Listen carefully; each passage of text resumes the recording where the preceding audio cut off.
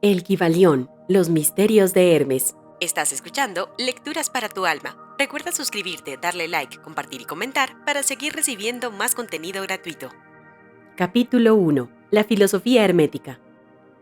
Los labios de la sabiduría permanecen cerrados excepto para el oído capaz de comprender. Desde el antiguo Egipto han venido las enseñanzas fundamentales y secretas que tan fuertemente han influido en los sistemas filosóficos de todas las razas y de todos los pueblos durante centurias enteras. El Egipto, la patria de las pirámides y de la Esfinge, fue la cuna de la sabiduría secreta y de las doctrinas místicas. Todas las naciones han sacado las suyas de sus doctrinas esotéricas. La India, Persia, Caldea, Medea, China, Japón, Asiria, la antigua Grecia y Roma y otros no menos importantes países se aprovecharon libremente de las doctrinas formuladas por los hierofantes y los maestros de la tierra de Isis, conocimientos que solo eran transmitidos a los que estaban preparados para participar de lo oculto. Fue también en el antiguo Egipto donde vivieron los tan grandes adeptos y maestros que nadie después ha sobrepasado y que rara vez han sido igualados en las centurias que han transcurrido desde los tiempos del gran Hermes. El Egipto fue la resistencia de la gran logia de las fraternidades místicas. Por las puertas de sus templos entraron todos los neófitos que, convertidos más tarde en adeptos, hierofrantes y maestros, se repartieron por todas partes, llevando consigo el precioso conocimiento que poseían y deseando hacer partícipe de él a todo aquel que estuviera preparado para recibirlo. Ningún estudiante de ocultismo puede dejar de reconocer la gran deuda que tiene contraída con aquellos venerables maestros de Egipto. Pero entre estos grandes maestros existió uno al que los demás proclamaron el maestro de los maestros. Este hombre, si es que puede llamarse hombre a este ser semejante, vivió en Egipto en la más remota antigüedad y fue reconocido bajo el nombre de Hermes Trismegisto. Fue el padre de la sabiduría, el fundador de la astrología, el descubridor de la alquimia. Los grandes detalles de su vida se han perdido para la historia, debido al inmenso espacio de tiempo transcurrido desde entonces. La fecha de su nacimiento en Egipto, en su última encarnación en este planeta, no se conoce ahora, pero se ha dicho que fue contemporáneo de las más antiguas dinastías de Egipto, mucho antes que Moisés. Las autoridades en la materia lo creen contemporáneo de Abraham, y en alguna de las tradiciones judías se llega a afirmar que Abraham obtuvo muchos de los conocimientos que poseía del mismo Hermes. Después de haber transcurrido muchos años desde su muerte, la tradición afirma que vivió 300 años.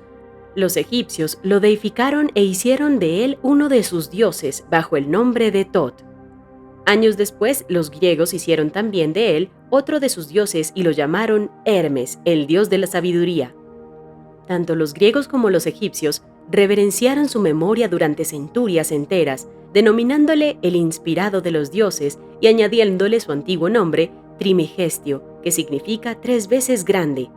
Todos estos antiguos países lo adoraron y su nombre era sinónimo de fuente de sabiduría. Aún en nuestros días usamos el término hermético en el sentido de secreto, reservado, etc. Y esto es debido a que los hermetistas habían siempre observado rigurosamente el secreto de sus enseñanzas.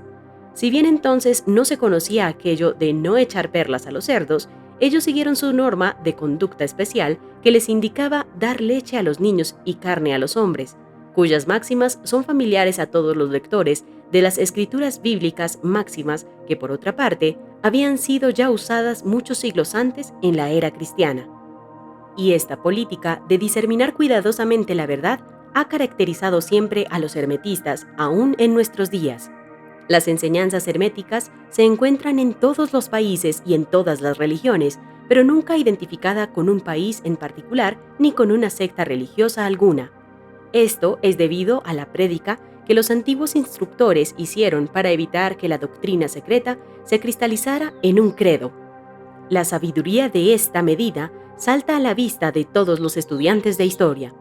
El antiguo ocultismo de la India y de Persia degeneró y se perdieron sus conocimientos debido a que los instructores se habían convertido en sacerdotes y mezclaron la teología con la filosofía, siendo su inmediata consecuencia que perdieron toda su sabiduría, la que acabó por transformarse en una cantidad inmensa de supersticiones religiosas, cultos, credos y dioses. Lo mismo pasó con las enseñanzas herméticas de los gnósticos cristianos, enseñanzas que se perdieron por el tiempo del Constantino, quien malició la filosofía mezclándola con una teología, y la Iglesia cristiana perdió entonces su verdadera esencia y espíritu, viéndose obligada a andar a ciegas durante varios siglos, sin que hasta ahora haya encontrado su camino, observándose actualmente que la Iglesia cristiana está luchando nuevamente por aproximarse a sus antiguas enseñanzas místicas. Pero siempre ha existido unas cuantas almas que han conservado viva la llama, alimentándola cuidadosamente y no permitiendo que se extinguiera su luz. Y gracias a estos firmes corazones y a estas mentes de extraordinario desarrollo, tenemos aún la verdad con nosotros. Mas no se encuentra en los libros. Ella ha sido transmitida del maestro al discípulo, del iniciado al neófito, de los labios a los oídos. Si alguna vez se ha escrito algo sobre ella, su significado ha sido cuidadosamente velado con términos de astrología y alquimia, de tal manera que solo los que poseían la clave podían leerlo correctamente. Esto se hizo necesario a fin de evitar las persecuciones de los teólogos de la Edad Media, quienes luchaban contra la doctrina secreta a sangre y fuego. Aún en nuestros días no es dable contar algunos libros valiosos de filosofía hermética, pero la mayor parte se ha perdido. Sin embargo, la filosofía hermética es la única clave maestra que puede abrir las puertas a todas las enseñanzas ocultas.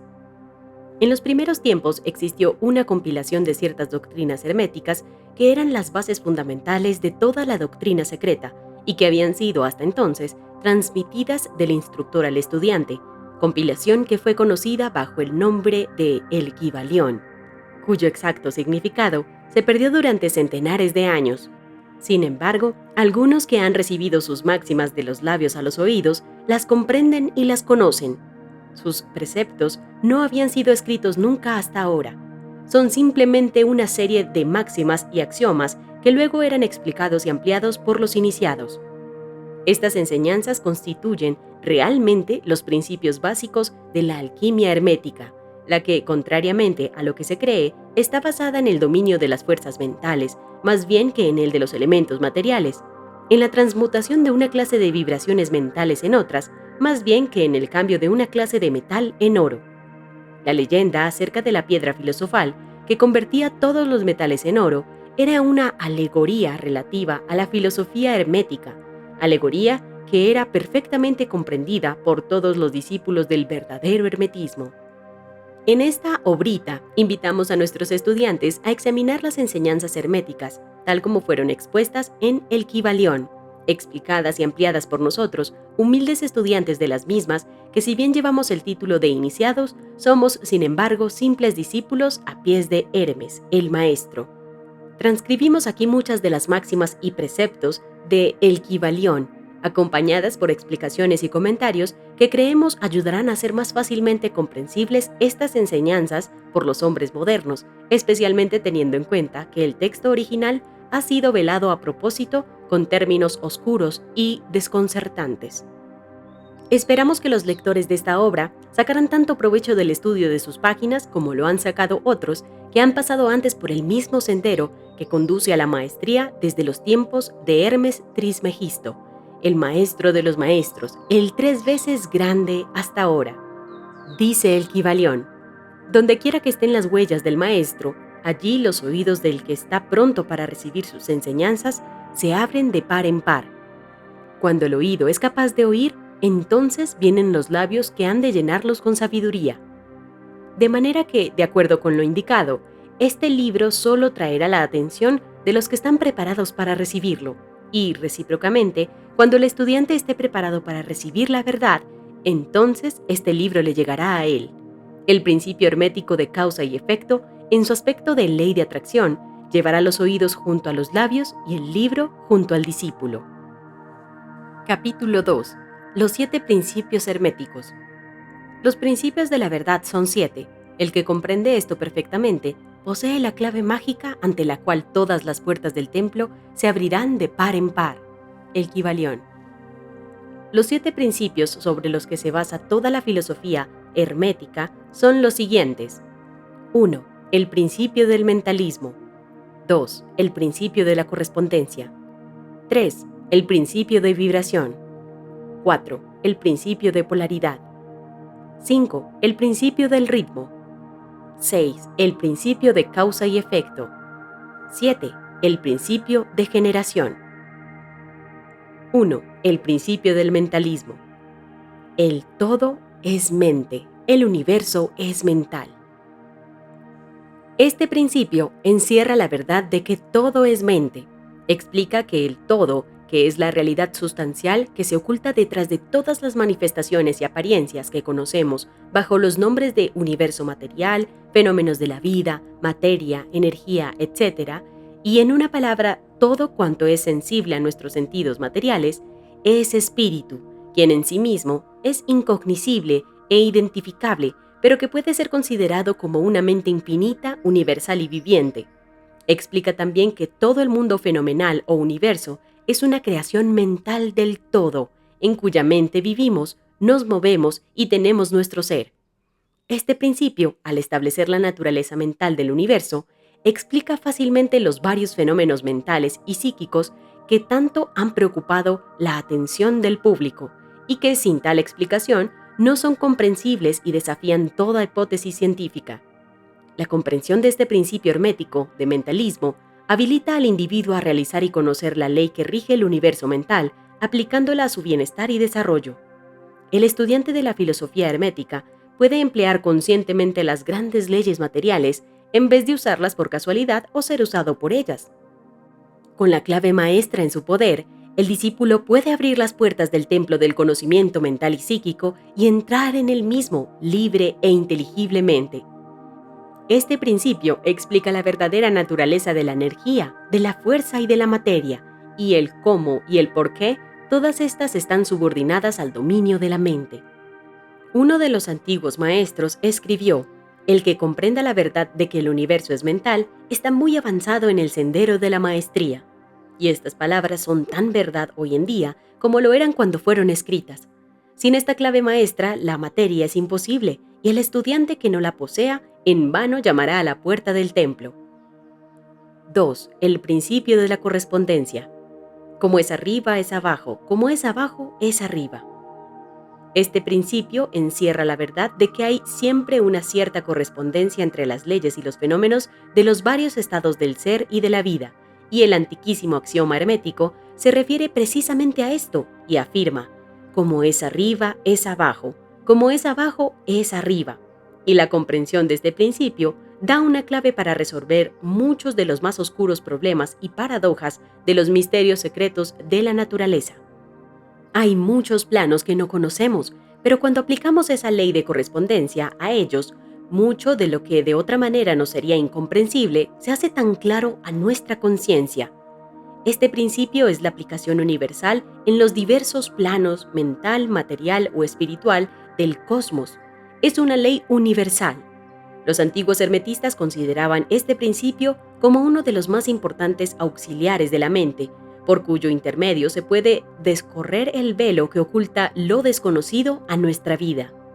Su aplicación puede desgarrar un tanto el velo de Isis, de tal manera que nos permita ver, aunque más no sea, algunos de los rasgos de la diosa. De igual manera que el comprender los principios de la geometría habilita al hombre para medir el diámetro, órbita y movimiento de las más lejanas estrellas, mientras permanece sentado en un observatorio, así también el conocimiento del principio de correspondencia habilita al hombre a razonar inteligentemente de lo conocido o lo desconocido, estudiando la mónada que llega a comprender el arcángel. 3. El principio de vibración. Nada está inmóvil, todo se mueve, todo vibra. Este principio encierra la verdad de que todo está en movimiento, de que nada permanece inmóvil, cosas ambas que confirman por su parte la ciencia moderna y cada nuevo descubrimiento lo verifica y comprueba. Y a pesar de todo, este principio hermético fue enunciado cientos de años por los maestros del antiguo Egipto. Este principio explica las diferencias entre las diversas manifestaciones de la materia, de la fuerza, de la mente y aún del mismo espíritu, las que no son sino el resultado de los varios estados vibratorios. Desde el todo, que es puro espíritu, hasta la más grosera forma de materia, todo está en vibración. Cuanto más alta es esta, tanto más elevada es su posición en la escala. La vibración del espíritu es de una intensidad infinita, tanto que prácticamente puede considerarse como si estuviera en reposo, de igual manera que una rueda que gira rapidísimamente parece que está sin movimiento. Y en el otro extremo de la escala hay formas de materia densísima, cuya vibración es tan débil que parece también estar en reposo. Entre ambos polos hay millones de grados de intensidad vibratoria, desde el corpúsculo y el electrón, desde el átomo y la molécula hasta el astro y los universos, todo está en vibración. Y esto es igualmente cierto en lo que respecta a los estados o planos de la energía o fuerza, la que no es más que un determinado estado vibratorio, y a los planos mentales y espirituales. Una perfecta comprensión de este principio habilita al estudiante hermético a controlar sus propias vibraciones mentales, así como las de los demás. Los maestros también emplean este principio para conquistar los fenómenos naturales. El que comprende el principio vibratorio ha alcanzado el centro del poder, ha dicho uno de los antiguos escritores. 4. El principio de polaridad. Todo es doble, todo tiene dos polos, todo su par de opuestos. Los semejantes y los antagónicos son lo mismo. Los opuestos son idénticos en naturaleza, pero diferentes grados. Los extremos se tocan. Todas las verdades son medias verdades. Todas las paradojas pueden reconciliarse.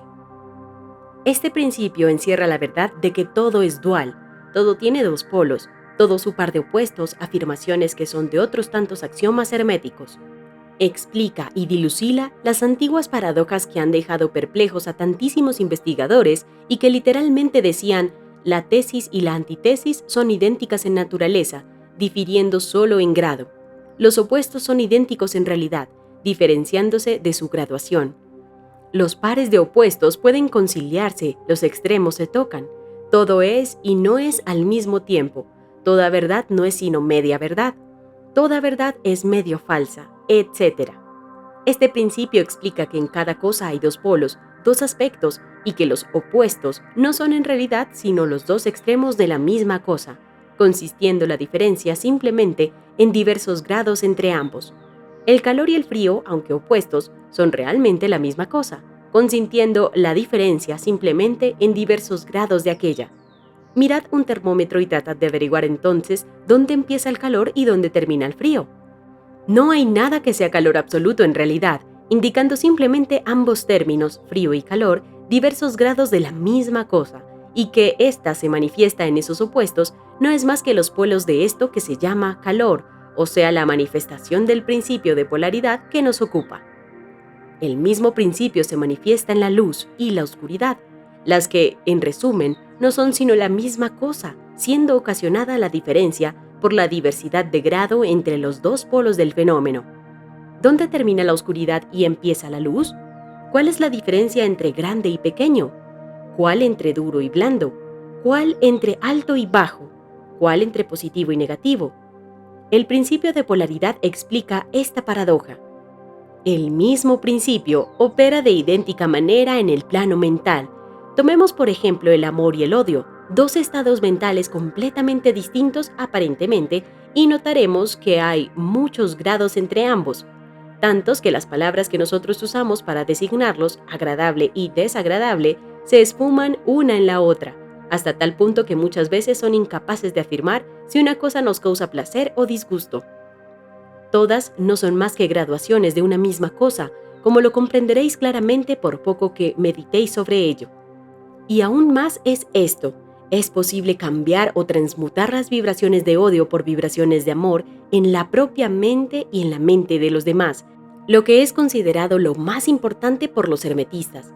Muchos de los que leéis estas páginas habréis tenido experiencias con vosotros mismos y en los demás de la rápida e involuntaria transición del amor en odio y recíprocamente.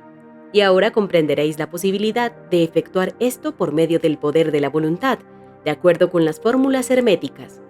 El bien y el mal no son sino los polos de una misma y sola cosa, y el hermetista comprende y conoce perfectamente el arte de transmutar el mal en el bien, aplicando inteligentemente el principio de la polaridad. En una palabra, el arte de polarizar se convierte en una fase de la alquimia mental conocida y practicada por los antiguos y modernos maestros herméticos. La perfecta comprensión de este principio capacita para cambiar la propia polaridad, así como la de los demás, si uno se toma el tiempo y estudia lo necesario para dominar este arte. 5. El principio del ritmo. Todo fluye y refluye, todo tiene sus periodos de avance y retroceso, todo asciende y desciende, todo se mueve como un péndulo. La medida de su movimiento hacia la derecha es la misma que la de su movimiento hacia la izquierda. El ritmo es la compensación. Este principio encierra la verdad de que todo se manifiesta en un determinado movimiento de ida y vuelta, un flujo y reflujo, una oscilación de péndulo entre los dos polos que existen de acuerdo con el principio de polaridad. Hay siempre una acción y una reacción, un avance y un retroceso, una ascensión y un descenso. Y esta ley rige para todo: soles, mundos, animales, mente, energía, materia. Esta ley, lo mismo, se manifiesta en la creación como en la destrucción de los mundos, en el progreso como en la decadencia de las naciones, en la vida, en las cosas todas y finalmente en los estados mentales del hombre. Y es con frecuencia a esto último que creen los hermetistas que este principio es el más importante. Los hermetistas han descubierto este principio, encontrándolo de aplicación universal, y han asimismo descubierto ciertos métodos para escapar a sus efectos, mediante el empleo de fórmulas y métodos apropiados. Emplean para ello la ley mental de neutralización. No pueden anular el principio o impedir que opere, pero han aprendido a eludir sus efectos hasta un cierto grado que depende del dominio que se tenga de dicho principio. Saben cómo usarlo, en vez de ser usados por él.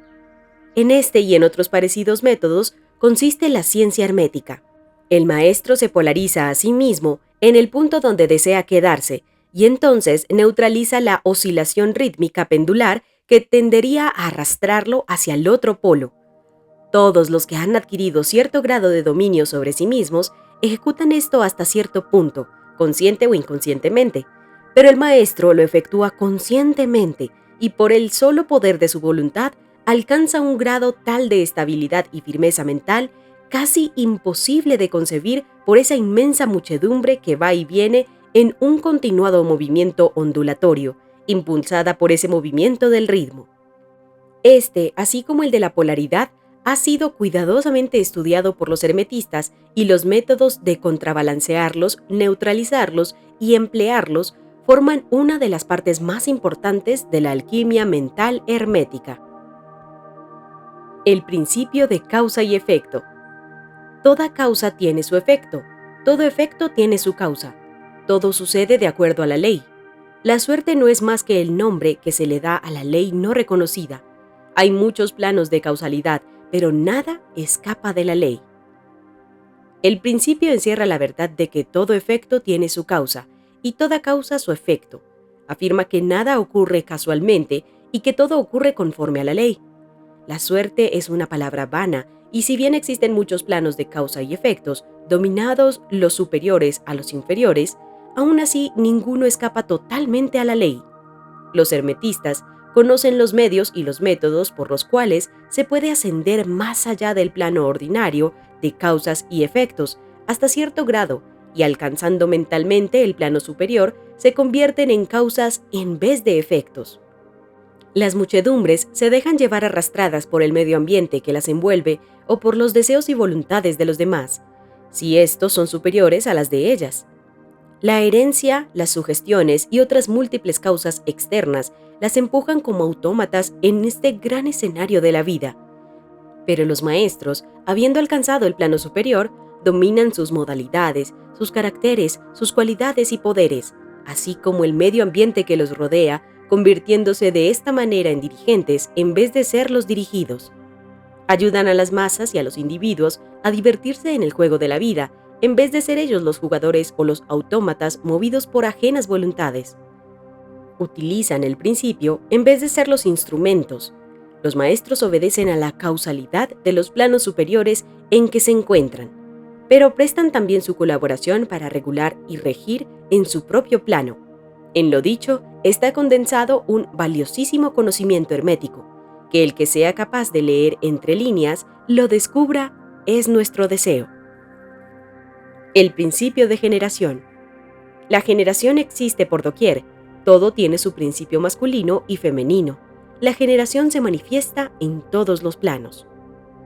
Este principio encierra la verdad de que la generación se manifiesta en todo estado, siempre en acción los principios masculino y femenino. Esto es verdad, no solamente en el plano físico, sino también en el mental y en el espiritual. En el mundo físico, este principio se manifiesta como sexo, y en los planos superiores toma formas más elevadas, pero el principio subsiste siempre al mismo. Ninguna creación física, mental o espiritual es posible sin este principio. La comprensión del mismo ilumina muchos de los problemas que tanto han confundido la mente de los hombres. Este principio creador obra siempre en el sentido de generar, regenerar y crear. Cada ser contiene en sí mismo los dos elementos de este principio. Si deseáis conocer la filosofía de esta creación, generación y regeneración mental y espiritual, debéis estudiar este principio hermético, pues él contiene la solución de muchos de los misterios de la vida. Os advertimos que este principio nada tiene que ver con las perniciosas y degradantes teorías, enseñanzas y prácticas que se anuncian con llamativos títulos, las que no son más que la prostitución del gran principio natural de generación. Tales teorías y prácticas no son más que la resurrección de las antiguas doctrinas fálicas que solo pueden producir la ruina de la mente, del alma y del cuerpo, y la filosofía hermética siempre ha alcanzado su verbo de protesta contra esas licencias y perversiones de los principios naturales. Si lo que deseáis son tales enseñanzas, debéis irlas a buscar a otra parte. El hermetismo nada tiene que ver sobre ellas. Para el puro, todas las cosas son puras. Para el ruin, todas son ruines. Principio de la transmutación mental. La mente, así como todos los metales y demás elementos, puede ser transmutado, de estado en estado, de grado en grado, de condición en condición, de polo a polo, de vibración en vibración. La verdadera transmutación hermética es una práctica, un método, un arte mental. Como indicamos anteriormente, los hermetistas fueron los verdaderos creadores de la alquimia, de la astrología y de la psicología, habiendo sido Hermes el fundador de estas escuelas del pensamiento. De la astrología ha derivado la astronomía moderna, de la alquimia han surgido la química y de la psicología mística la psicología moderna. Mas no debe suponerse que los antiguos fueron unos ignorantes respecto a lo que las escuelas modernas creen de su exclusiva propiedad. Las inscripciones grabadas en las piedras y monumentos de Egipto prueban concluyentemente que los antiguos poseían el más perfecto conocimiento acerca de la astronomía, mostrando la construcción de las mismas pirámides una relación estrechísima entre sus designios y su conocimiento de la ciencia astronómica. Tampoco debe suponerse que ignoran la química, pues los fragmentos de antiguas escrituras descubiertas muestran que estaban muy familiarizados con las propiedades químicas de los cuerpos. En una palabra, sus teorías respecto a la física han sido posteriormente verificadas y confirmadas por los últimos descubrimientos de la ciencia moderna, sobre todo en lo que refiere a la constitución de la materia. Lejos de ignorar los llamados modernos descubrimientos psicológicos, los egipcios estaban muy al corriente de todo ello, especialmente en ciertas ramas que ignoran completamente las escuelas modernas y no sobre todo en la ciencia psíquica, la que tanto está confundiendo a los psicólogos de hoy en día y haciéndoles confesar también que al fin, después de todo, bien puede haber algo de cierto en ello. Lo cierto es que además de la química, astronomía y psicología, esto es la psicología en su aspecto de función cerebral, los antiguos poseían un conocimiento trascendental de la astronomía, que se llamó alquimia, y de la psicología trascendental titulada psicología mística. Y no solamente poseían este conocimiento interno, sino también el externo, siendo este último el único que conocen los cuerpos de ciencia modernos. Entre los muchos aspectos y tópicos de conocimientos secretos de los hermetistas, se encuentra lo que se conoce como transmutación mental, de la que vamos a tratar en este capítulo. Transmutación es el término generalmente empleado para designar el antiguo arte de transmutar los metales, especialmente los de poco valor, en oro. La palabra transmutar significa cambiar de naturaleza, de sustancia y de forma, convirtiéndose en otra, transformándose en otra cosa. Y de acuerdo con esta definición, transmutación mental significa el arte de transformar o cambiar los estados, cualidades, formas, condiciones mentales, etc., en otros. Así que podéis ver que la transmutación mental no es otra cosa que una especie de química mental, y si preferís el término, una forma especial práctica de psicología mística. Mas esto tiene un significado muchísimo mayor de lo que parece a simple vista. La transmutación alquímica, en el plano mental, es tan importante en sus efectos que de ser conocida sería uno de los estudios más importantes para el hombre. Y esto no es más que el principio. Veamos por qué. El primero de los 7 principios herméticos es el mentalismo, que afirma que el todo es mente, que el universo es mental, lo que significa que la única realidad que se oculta tras todo cuanto existe es mente, y el universo en sí mismo es una creación mental, esto es, existe en la mente del todo. Consideraremos este principio en las sucesivas lecciones, pues ahora vamos a estudiar sus efectos, suponiendo que dicho principio fuera cierto. Si el universo es de naturaleza mental, entonces la transmutación mental debe ser el arte de cambiar o transformar las condiciones del universo. Trátese de la materia, de la energía o de la mente. Así que esa transmutación no es otra cosa que la magia de la que tanto han hablado los escritores antiguos en sus obras místicas, pero acerca de la cual daban tan pocas instrucciones prácticas. Si todo es mental, entonces la posesión del medio que permita transmutar las condiciones mentales debe hacer del maestro el dirigente y controlador de las condiciones materiales, así como de las operaciones llamadas mentales. Es muy cierto que nadie, excepto los alquimistas mentales más avanzados, han alcanzado el grado de poder necesario para dominar las condiciones físicas más densas, tales como los elementos de la naturaleza, la producción y la cesación de las tempestades, la producción y cesación de terremotos u otros fenómenos físicos de cualquier clase. Pero que tales hombres existieron y que existen es una cosa que no duda ningún ocultista, sea de la escuela que sea. Los mejores instructores aseguran a sus estudiantes que los maestros existen, habiendo aquellos tenido algunas experiencias personales que justificaban su creencia. Estos maestros no hacen exhibición pública de sus poderes, sino que, por el contrario, permanecen solitarios para poder así atenuar y trabajar mejor en el sendero de la realización. Mencionamos aquí su existencia meramente para llamar vuestra atención acerca de que sus poderes son eternamente mentales y que operan en el sentido de la más elevada transmutación mental, según el principio del mentalismo del Kybalión, que dice el universo es una creación mental. Mas los estudiantes y los hermetistas de los grados inferiores al del maestro, los iniciados e instructores, pueden también actuar y obrar libremente en el plano mental. Todo cuanto llamamos fenómenos psíquicos, influencia mental, mentalismo, etc., son transmutación mental, pues existe un principio único y nada importa el nombre que se dé a los fenómenos que se produzcan.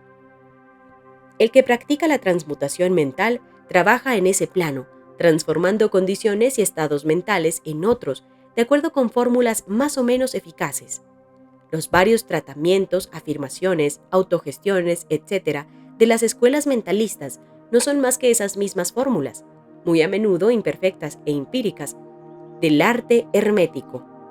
La mayoría de los que las practican son unos ignorantes comparados con los antiguos maestros, porque no poseen el conocimiento fundamental sobre la cual está basada esa operación.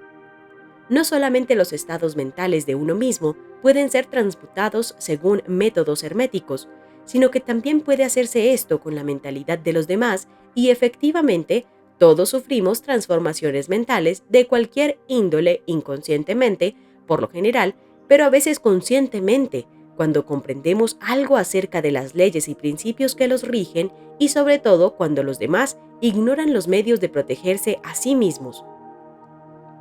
Muchos estudiantes del mentalismo saben que las condiciones materiales dependen de las mentes de los demás y pueden ser transmutadas y cambiadas de acuerdo con los deseos de la persona que quiere modificar sus condiciones de vida. Se han hecho esto tan público hoy en día que no creemos necesario mencionarlo en detalle, siendo nuestro propósito únicamente el de mostrar la acción de este principio hermético que se oculta tras todas esas varias formas de operar, buenas o malas, porque la fuerza puede ser empleada en ambas direcciones, de acuerdo con el principio hermético de polaridad. En esta obrita indicaremos los principios básicos en los que se funda la transmutación mental, de tal manera que todos los que la estudien puedan comprender las leyes a las que obedecen y, poseyendo así la clave maestra, sean capaces de abrir las muchas puertas del principio de polaridad. Ahora procedemos a considerar el primero de los 7 principios herméticos, el del mentalismo, el que se explica y desarrolla el axioma de que el todo es mental, de que el universo es una creación mental. Según las palabras de El Kybalión, el todo, más allá del cosmos, del tiempo, del espacio, de todo cuanto se mueve y cambia, se encuentra la realidad substancial, la verdad fundamental. Sustancia significa lo que yace oculto bajo toda manifestación externa, la realidad esencial, la cosa en sí misma. Substancial significa actualmente existente, el elemento esencial, el ser real. Realidad significa el estado de ser verdadero, real, eterno, permanente, fijo. Más allá de toda apariencia externa o manifestación, debe haber siempre una realidad sustancial. Esta es la ley. El hombre, al considerar y examinar el universo, del cual es una unidad, no ve otra cosa más que un cambio continuo en la materia, en las fuerzas, en los estados mentales. Ve que nada es realmente, que todo se transforma y cambia. Nada permanece, todo nace, crece, muere, tan pronto como una cosa ha adquirido su máximo desarrollo, empieza a declinar. La ley del ritmo está en constante operación. No hay realidades, nada firme, nada duradero, fijo o substancial, nada permanente. Todo es cambio. Todas las cosas surgen y evolucionan de otras cosas.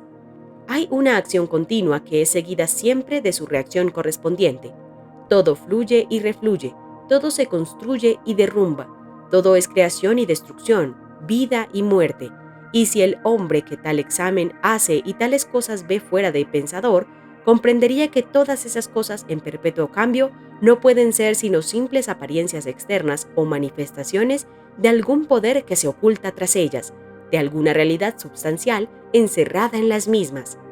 Todos los pensadores de cualquier país o época han visto obligados a afirmar la existencia de esta realidad substancial.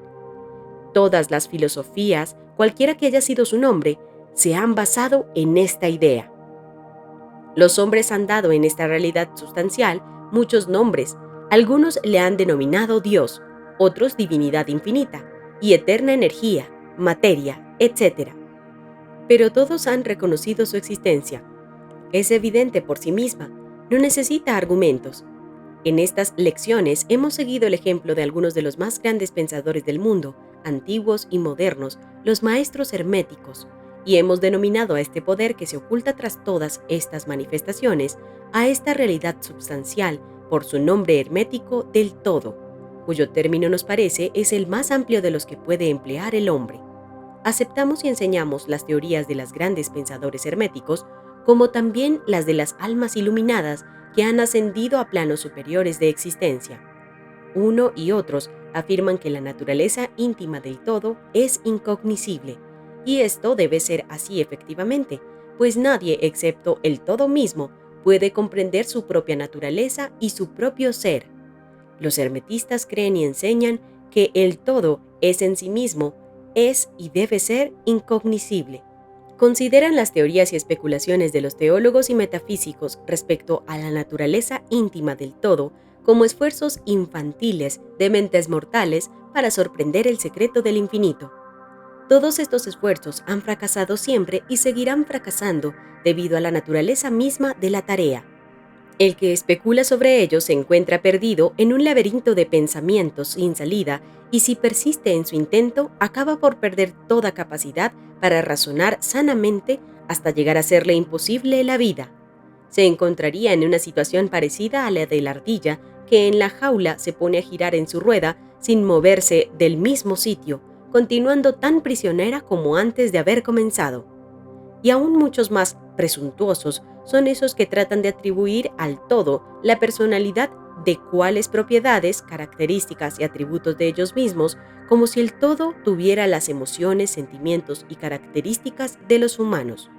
Y llega hasta atribuirle malas cualidades, como los celos, la susceptibilidad a la alabanza y a la oración, y el deseo de que se le ofende y se le adore a todas las otras cosas que no han legado como herencia de los primeros días de la infancia de la humanidad. Tales ideas no le sirven para nada al hombre desarrollado y acaba por dejarlas a un lado. Creemos debe indicar que hacemos una distinción entre la filosofía y la metafísica. Religión significa para nosotros la realización intuitiva de la existencia del todo y de la relación entre uno mismo y él, mientras que la teología significa para nosotros el esfuerzo o los esfuerzos que hace el hombre para atribuirle las propias cualidades, personalidad y características, etc., así como sus teorías, proyectos, deseos y designios, asumiendo el papel del intermediario entre el todo y el pueblo. La filosofía significa para nosotros la especulación que tiende a comprender las cosas cognoscibles y pensables, permítasenos la palabra, en tanto que la metafísica indica la tentativa de adquirir entre las nebulosidades de las religiones de lo incognoscible y de lo impensable, la que, al fin y al cabo, tiene la misma tendencia de la teología. Consecuentemente, la religión y la filosofía significan para nosotros cosas que tienen realidad por sí mismas, en tanto que la teología y la metafísica son algo así como senderos tortuosos y laberínticos por los que se circula la ignorancia y forman la base más insegura e inestable sobre la que puede apoyarse la mente o el alma del hombre. No insistiremos para que aceptéis estas definiciones, las mencionamos con el único objeto de deslindar nuestra posición. De todas maneras, muy poco hablaremos de estas lecciones de teología y metafísica. Si bien es cierto que la naturaleza esencial del todo es incognoscible, hay sin embargo ciertas verdades relacionadas con su existencia que la mente humana se ve obligada a aceptar. El examen de estas constituye un asunto apropiado para la investigación, particularmente por lo que se refiere a lo que el iluminado nos transmite en sus impresiones en los más elevados planos de existencia. Y a esta investigación os invitamos ahora. Lo que constituye la verdad fundamental, la realidad substancial, está más allá de toda denominación, pero el sabio lo llama el todo. En su esencia, el todo es incognoscible. Mas el dictamen de la razón debe ser recibido hospitalariamente, tratando con respeto. La razón humana, cuyo dictamen debemos aceptar tanto como lo juzguemos convenientemente, nos dice respecto al todo, sin pretender desgarrar el velo de lo incognoscible. 1. El todo debe ser todo lo que realmente es. Nada puede existir fuera de él, o de lo contrario, el todo no sería tal. 2. El todo debe ser infinito, porque nada puede existir que defina el límite o ponga restricciones al todo. Debe ser infinito en tiempo o eterno, debe haber existido siempre, continuamente, pues nada puede haberlo creado jamás, y algo no puede nunca surgir de nada, y si alguna vez no hubiera sido, aunque solo fuera un instante, no podría ser. Debe existir por siempre, porque nada hay que pueda destruirlo y jamás puede dejar de ser, ni aún por un solo momento, porque algo nunca puede dejar de convertirse en nada. Debe ser infinito en el espacio, debe encontrarse en todas partes, porque nada existe ni hay sitio alguno que esté más allá del todo. No puede ser de otra manera, sino continuo y omnipresente en el espacio, sin cesación, separación o interrupción, porque no hay nada en él que pueda interrumpirse, separarse o cesar en su absoluta continuidad, y nada existe tampoco que pueda llenar las grietas. Debe ser infinito en poder o absoluto, porque nada hay que pueda limitarlo, restringirlo, confinarlo u obstaculizarlo, No está sujeto a ningún poder porque no hay otro que el suyo. 3. El todo debe ser inmutable, esto es, no sujeto a cambio en su naturaleza real, porque nada existe que pueda obligarlo a cambiar, ni nada de lo que pueda haberse transformado. No puede ser aumentado ni disminuido, ni ser mayor o menor, bajo ningún aspecto. Debe haber sido siempre y debe seguir siendo siempre también, idéntico a lo que es ahora, el todo. Nunca ha habido, ni hay, ni habrá algo en lo que pueda transformarse o cambiar. Siendo el todo infinito, absoluto, eterno, inmutable, debe deducirse que todo lo que es infinito, mudable, transformable y condicionado no puede ser del todo. Y como nada existe fuera de él, en realidad, todo lo que sea finito debe ser nada realmente. No os vayáis a sorprender o asustar porque no tratamos de embarcarnos en ciencia cristiana, cubriendo estas hazañas bajo el título de filosofía hermética. Hay una reconciliación entre estos aparentemente contradictorios asuntos.